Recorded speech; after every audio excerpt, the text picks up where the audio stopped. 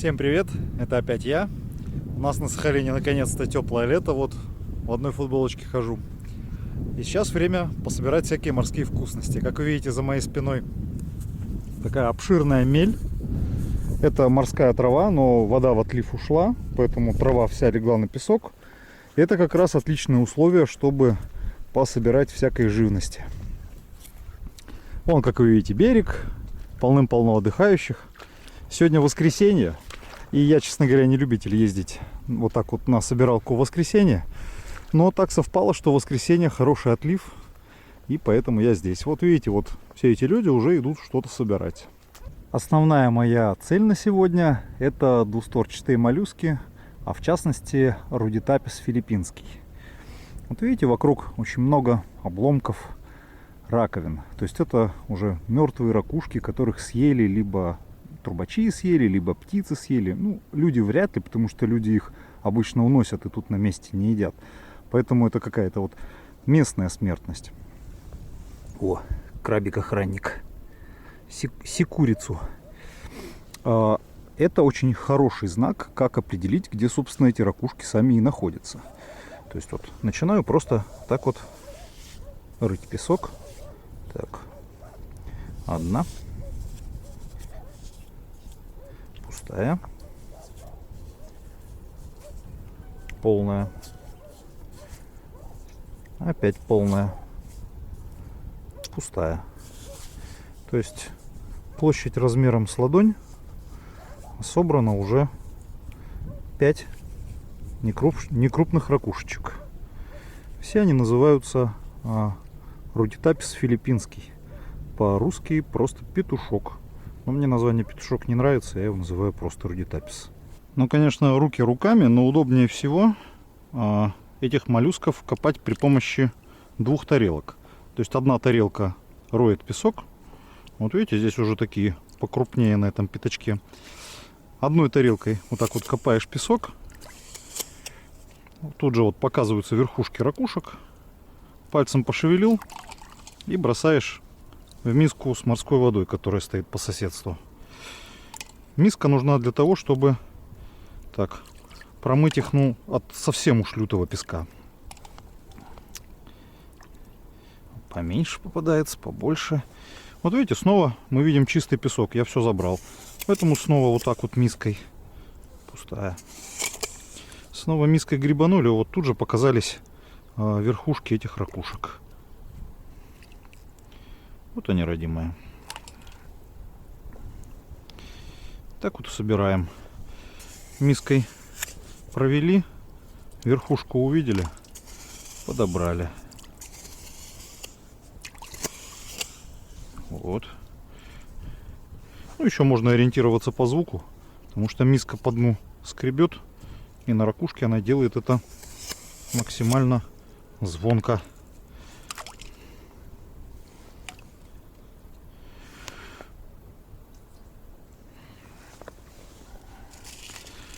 Вот минута, может полторы, и уже где-то 1/3 миски ракушек. Причем размер уже такой очень приятственный. Продолжаем. Еще удобнее, чем миска для этих дел, есть такая, знаете, садово-огородная такая вот штука, я не знаю, как она называется, такие несколько зубцов, 4-5 на очень короткой ручке. И вот ей также очень удобно вот так вот искать ракушечьи залежи. Вот она. Вот как-то вот кучками сидят. Рядом пятачок пропахал. Нет никого. Чуть в сторону сидят.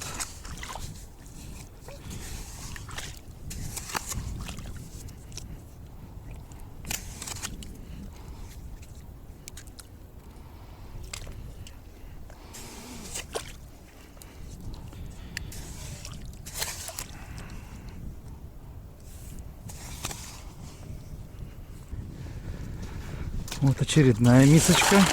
Очередная мисочка пошла. Хорошо собирается, и размер крупный. народу подтягивается все больше и больше. Но в основном идут вон туда, вот, за устрицами. И только что мимо меня протопали 3 северных корейца, ну, судя по выговору. И потопали прям с мешками за устрицами. Причем в правилах рыболовства четко сказано, что все лимиты на тех же устриц на гражданина. Являются ли эти ребята, которые даже по-русски не говорят, гражданами? Я не знаю, но как-то выглядит все как-то не очень. Эти ракушки, как и многие другие, в процессе своей жизнедеятельности выбрасывают из себя воду. И вот видите, на поверхности вот такие вот отверстия. Через все эти отверстия, вот когда-то, вот видите, вон, когда-то какая-то ракушка пускала фонтанчик, поэтому появилось отверстие. Ну и она делает это, конечно же, неоднократно, она это делает постоянно. Она всасывает в себя воду вместе с питательными веществами, фильтрует эту воду и потом выплевывает воду, в которой уже ничего нет.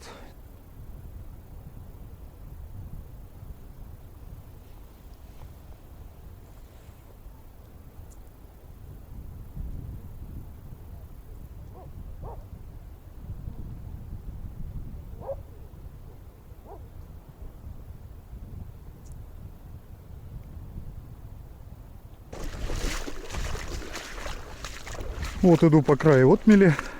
А вот видите, журчат ручейки. А потому что еще час назад вот эта отмель была полностью под водой. Вода ушла, поэтому вода торопится слиться с нее. Ну, сколько рыбы прям вот в месте входа ручейка. На красноперку похоже. Стаями большими бегает. Народу все только больше. Вот это вот какие-то уже постоянные лагеря с кучей устриц, ну, имею в виду съеденных раковин. Вон возле них белые пятна с желтым. Это вот как раз валяются раковины от съеденных устриц. День продолжается. Народ вовсю собирает. А вот место, которое когда-то было устричной банкой. В всяком случае, я его еще помню как устричную банку. Но с каждым годом людей все больше. Хотят съесть все сильнее. И устрицы едят в арифметической прогрессии. Ну и скорее всего скоро они здесь кончатся. Так что, ну так, возможно, устрицам осталось здесь года 3-4. Вряд ли больше. А вот только зашел в траву, тут же другая живность. Вот пятиугольный волосатый краб. Отпустим его. Ага, побежал. Вот трубач, вот морской еж. Вот трубача брать не хотел, но вот вижу такой крупный, поэтому сначала возьму. А если вот вижу еще одного трубача, если вот таких соберу десяток, то тогда отпускать не буду и приготовлю. А если будет меньше десятка, то всех на глубине утоплю. Сейчас не все смогут разглядеть, тут нужен такой реально острый глаз. Вот я вот вижу трепанга. Он ползает, совершенно не чуя зла. А опознать очень просто. Он растопыривает колючки, вот свои вот эти шипики. А когда он почует зло, он будет превращаться в такую расползшегося слизня. Такого. Поэтому он сейчас вот еще, скорее всего, не понимает, что происходит. Хотя нет, уже начинает понимать. Видите, появились белые точечки. Это он почуял зло. Этого, разумеется, назад. Сейчас вот сфотою в Telegram и назад. Вернемся к нашим ежам. Вот такого очистил. Чищу для того сейчас, чтобы понять, есть ли в нем икра. А то он, грубо говоря, мог 2 дня назад отнереститься, и в нем ничего нет. Поэтому вот в этом есть. Просто берешь языком, слизываешь. До тех пор, пока не съешь все.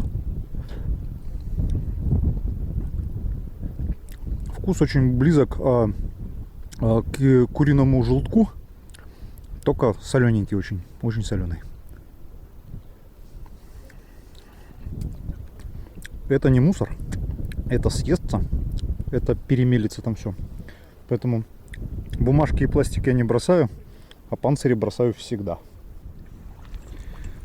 А вон крабы женятся. Один краб. Так, а ну-ка иди сюда. Один краб схватил другого, прижал к себе. Вот. Большой схватил маленького.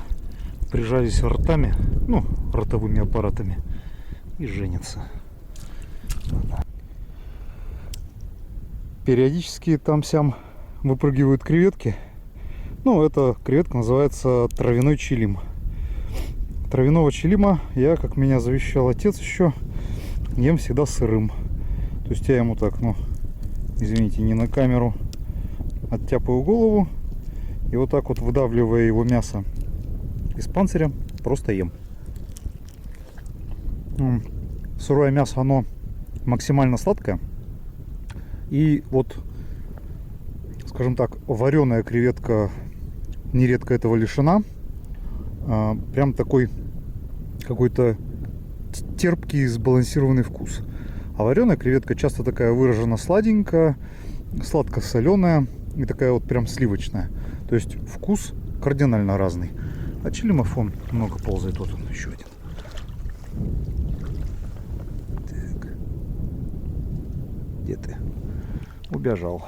Тут прям вот в траве их дом. Процесс поиска в траве не визуальный. Процесс поиска в траве тактильный. То есть вот нащупал что-то ногой, проверил рукой. Это может быть камень, это может быть мертвая ракушка, вот как это. Либо это может быть что-то вполне себе съедобное. Так, ну-ка. О, гребешок. О. Маленький, правда.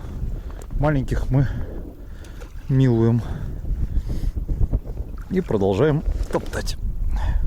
Так, это у нас что? Это у нас морской еж. И продолжаем вытаптывать, выковыривать. Вот натоптал уже третий по счету гребешок. Он лежал вот так вот в воде. Сверху был прикрыт вот так вот растущими на нем водорослями. То есть заметить его, ну, почти без шансов. Но я на него наступил, почувствовал, что что-то твердое, и подобрал. Это гребешок свифта, так называемый. Вот я уже с уловом подхожу к берегу. А на берегу народу. Пахнет шашлыком. Мамки, няньки, дети. Добрался я до дома. Время для говорящих рук. И потихонечку начинаю перерабатывать. Вот собрал миску такого вот шикарного трубача. Мелкого всего выбрасывал. Ну вот такого трубача вот так вот на ладони лежит. Я уже считаю достаточно крупным, чтобы брать в еду. Его я буду варить. Потом варить, чистить, и можно уже сразу просто его выколупывать из раковин, очищать от кишков и есть. То же самое касается гребешка, то же самое касается, вот взял 3 случайные устрицы. Так что с этим все как бы просто. А вот что делать с рудитаписом, сейчас покажу. Вот так выглядят вареные устрицы. Просто вот сейчас устрицу можно просто так ее съесть, она будет солененькая. Можно добавить какого-нибудь острого соуса, можно там кислого соуса, можно просто там налить апельсинового сока, ну свежевыжатого, разумеется, лимонного, кто как любит. А вот так вот выглядят гребешки свифта. Вот оранжевое это гонады, орган размножения, а по центру вот собственно мышца. Главное достоинство гребешка. Ну, вот таких вот я ем целиком, так же, как и устриц. А вот сварился трубач. И посмотрите, как он изменил цвет. Сейчас я при помощи вилки буду вот, хотя вот сейчас и руками более-менее лезет, буду доставать мясо из раковин, очищать мясо от кишков. Это делается реально вот так вот, таким движением большого пальца. Давайте покажу. Вынимается трубач.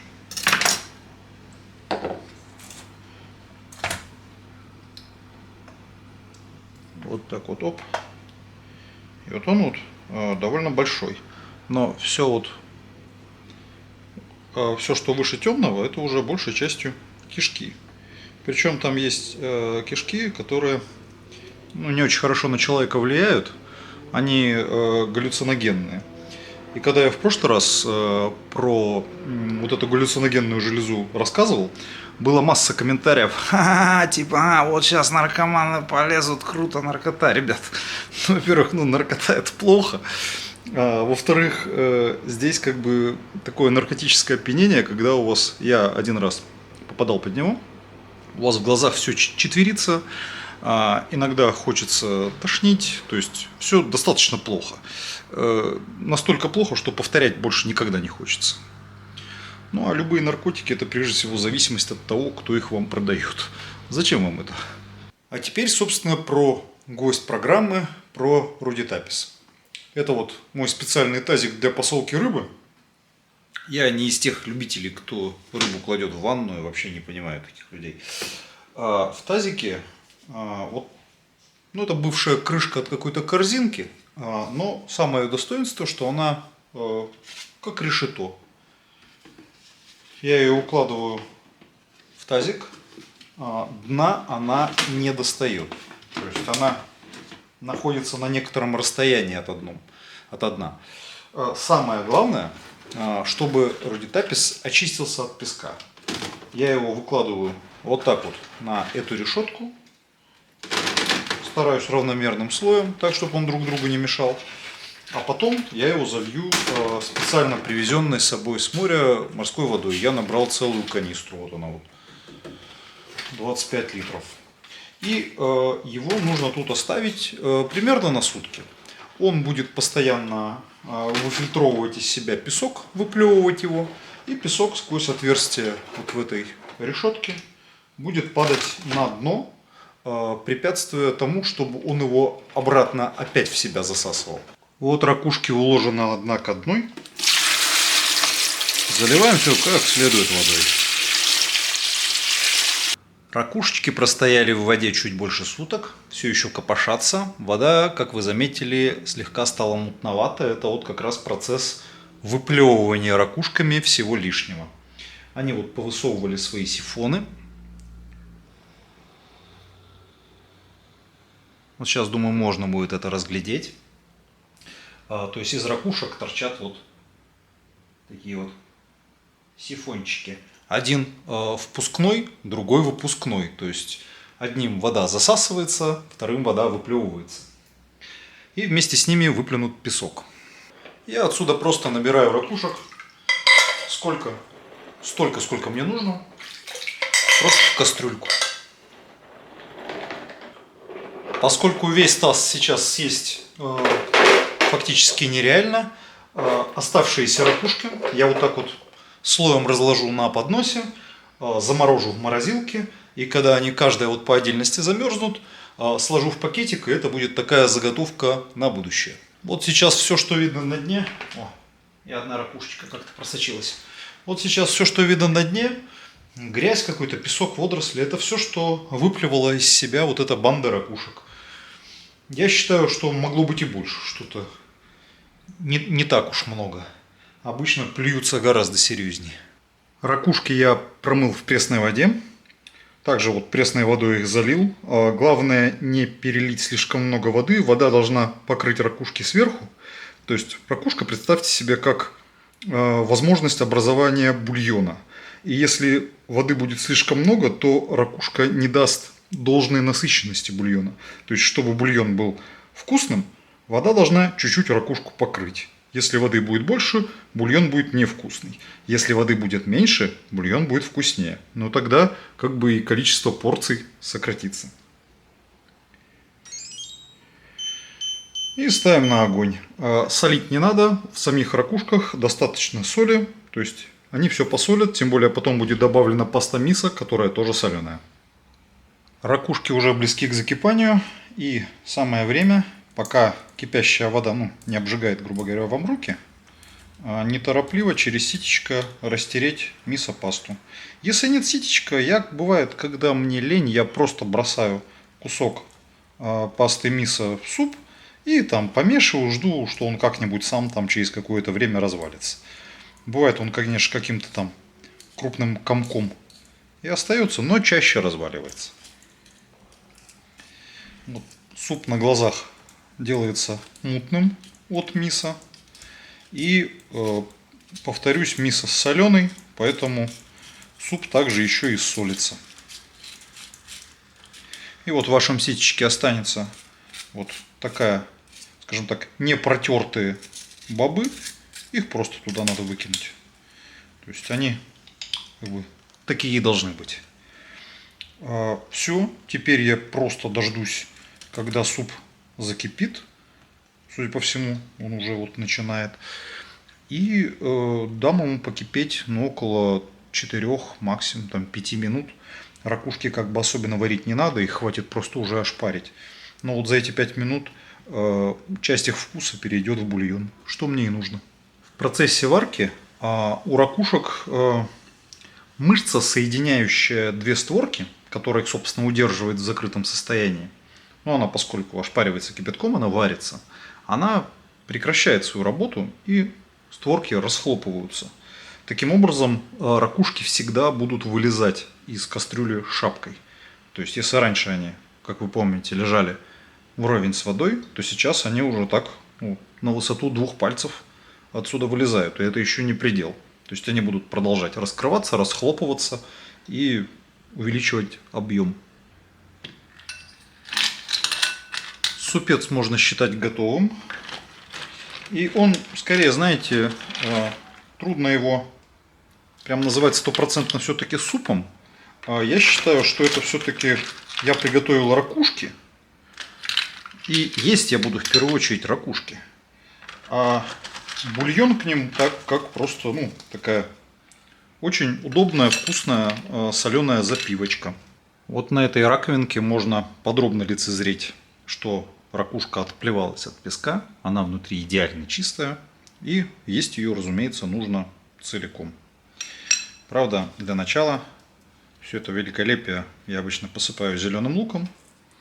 Таким образом, здесь мы имеем 3 ингредиента. Это ракушки, паста мисо и зеленый лук. И потом вот так вот разомкнули ракушечку. Взяли мясцо отсюда целиком.